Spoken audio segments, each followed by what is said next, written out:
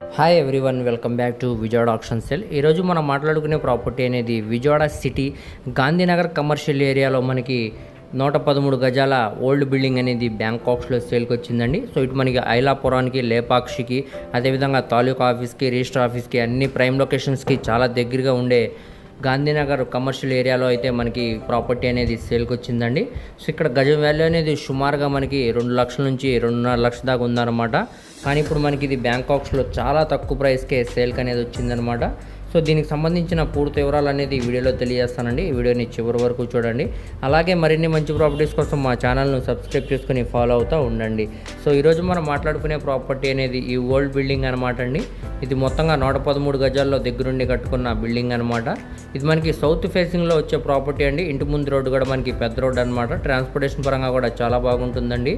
So ఇప్పుడు మనకి ఇది గజం కేవలం 1,25,600 చొప్పున బ్యాంకాక్స్లో అయితే సేల్కి వచ్చిందండి. ఇక్కడ మనకి మార్కెట్ వాల్యూతో కంపేర్ చేసుకుంటే 50% తక్కువకే ఈ ప్రాపర్టీ అనేది సేల్కి వచ్చిందనమాట. ఈ అవకాశాన్ని ఎవరు కూడా మిస్ చేసుకోమాకండి.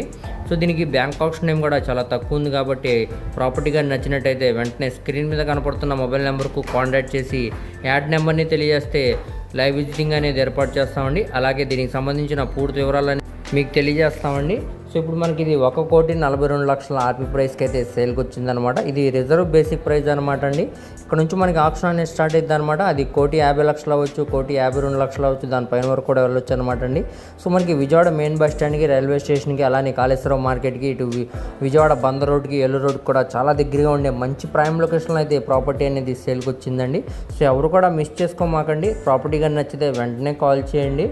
సో ఈ ప్రాపర్టీ అనేది మనకి బ్యాంక్ లోన్ సౌకర్యంతో సేల్కి అనేది వచ్చిందండి. సో విజయవాడ సిటీలో ఎవరైతే కమర్షియల్ ప్రాపర్టీ కావాలని చూస్తున్నారో వారికి ప్రాపర్టీ అనేది బాగా యూజ్ చేద్దండి. అస్సలు మిస్ చేసుకోమాకండి. మళ్ళీ ఇలాంటి ప్రాపర్టీస్ అనేవి రావన్నమాట.